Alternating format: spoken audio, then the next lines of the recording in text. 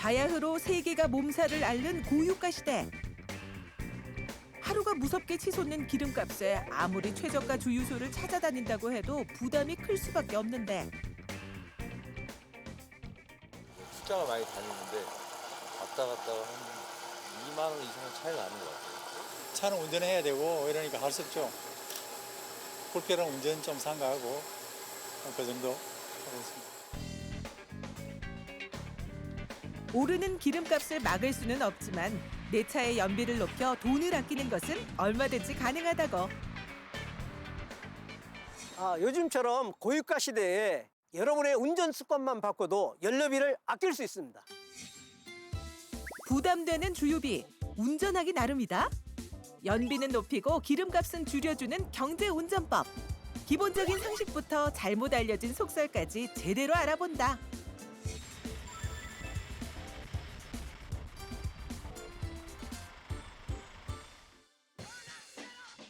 현재 대한민국의 평균 기름값은 4월 23일 기준 휘발유가 리터당 1,967원, 경유는 1,899원을 기록하고 있는데 평균 연비 13km의 차량으로 하루 평균 20km, 한 달 650km 정도를 달린다고 가정해보면 한 해 주유비는 약 120만 원.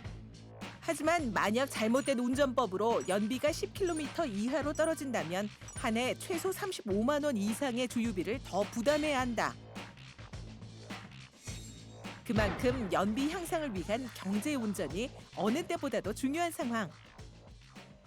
흔히 3급을 피하라고 합니다. 3급이라고 하면은 급출발, 급가속, 급제동을 말하는데요. 이 세 가지만 잘 피해도 연비를 20%에서 30% 향상시킬 수 있습니다. 타이어에 마찰음이 날 정도의 급발진, 급가속 10번이면 최소 100cc가량의 연료가 소모되는데 이는 자동차가 약 1km를 달릴 수 있는 연료의 양이라고. 두 번째로 연비를 향상시키기 위해서는 경제속도를 준수해야 하는 것인데요. 경제속도라고 하면은 적은 연료로 많은 거리를 갈 수 있는 것을 경제속도라고 합니다. 차량과 도로 상황에 따라 달라질 수 있지만 자동차의 일반적인 경제 속도는 시속 60km에서 100km. 차량의 연식과 평균 연비를 고려해 내 차만의 경제 속도를 찾는 것이 중요하다. 그 밖에도 연비를 향상시키기 위해서는 공회전을 최소화하는 것이 중요합니다. 예를 들어 겨울철에도 굳이 제자리에 서서 공회전을 해가면서 엔진을 예열시킬 필요가 없습니다. 큰 길 나올 때까지 낮은 속도로 천천히 5분 정도 달리면서 엔진을 예열하는 것이 공회전을 최소화하고 연비를 향상시킬 수 있는 방법입니다. 여기서 잠깐!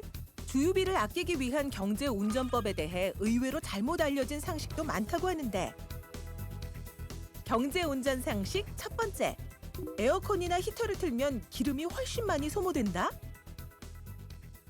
그 내연기관인 경우에 그 엔진의 열을 이용해서 그 난방을 하기 때문에 그렇게 영향을 주지 않습니다. 다만 이제 에어컨인 경우에는 내리막일 경우에는 차가 부담이었기 때문에 냉기를 최단으로 올려서 냉기를 확보하고 오르막일 때는 차도 힘드니까 그때는 에어컨을 끄는 게 연비 향상에 좋습니다. 경제 운전 상식 두 번째, 내리막길에서 중립기어로 운행하면 연비에 도움이 된다? 요즘은 연료 분사를 다 컴퓨터로 합니다. 따라서 엔드라이브로 놓고 내려가면 공회전 상태에서 연료를 계속 쓰고 있는 상태가 되는 겁니다. 그리고 또 위험해요. 엔진 브레이크를 안 걸리기 때문에. 그래서 이게 풋브레이크의 파열로 이어져서 사고로 이어질 개연성이 높습니다. 경제 운전 상식 세 번째, 차량 구입 후 초반에는 새 차를 길들이기 위한 고속 주행이 필요하다? 새 차든지 쓰던 차량이든지 그 정속 주행을 실행하는 것이 굉장히 연비 향상에도 좋고 차량 수명에도 좋습니다. 정속 주행이라고 하면은 속도를 높였다, 낮췄다, 들쑥날쑥 운전을 하지 않고 불필요한 차로 변경을 하지 않는 것을 정속 주행이라고 합니다. 이 외에도 평소 엔진 오일이나 산소 센서 등의 소모품들을 제때 교체하고 주기적인 내부 청소로 차량을 잘 관리하는 것 또한 연비에 도움이 된다고 하니 운전 시 꼭 참고하면 좋겠다. 기름값은 못 내려도 내 주유비는 내릴 수 있다. 올바른 운전 습관으로 돈도 아끼고 내 차의 수명까지 아껴보자.